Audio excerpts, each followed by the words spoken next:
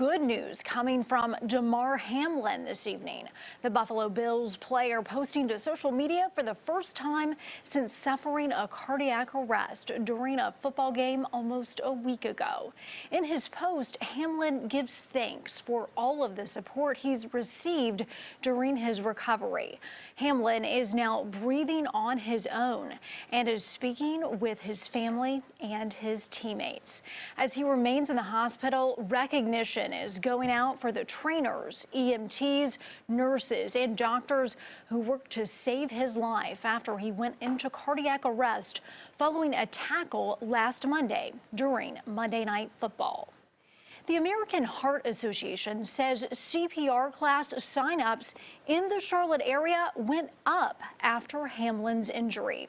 Queen City News reporter Shakira Speaks sat down with a cardiac arrest survivor about why it's so important to make sure you're trained in case of an emergency.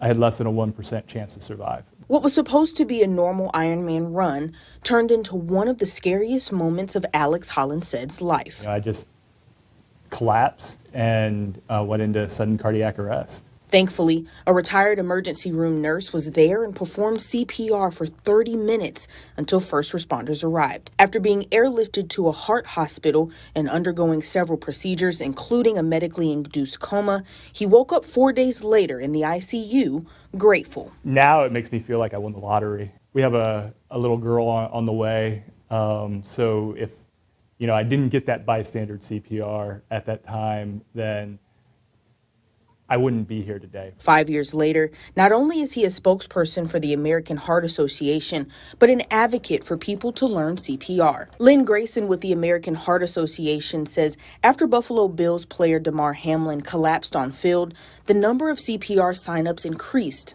The association says it's important for at least one person in every household to know how to do hands-only CPR. 90% of sudden cardiac arrests happen outside of the hospital setting. So just having a bystander that is ready to go into action and start CPR is vital. A person who performs bystander CPR can double and sometimes triple survival chances just going into action in an emergency. The most important thing to remember when performing hands-only CPR, call 911, move the victim to the ground, and start chest compressions in the center of the chest. Grayson says to check to see if there's an AED nearby, but don't stop chest compressions. So you want to lock your hands and you want to use the ball of your hand in the center of the chest. And you're going to push 2 inches deep. And on a mannequin, we hear that. On a person, you might hear bones breaking. That is what kept Hollingset alive.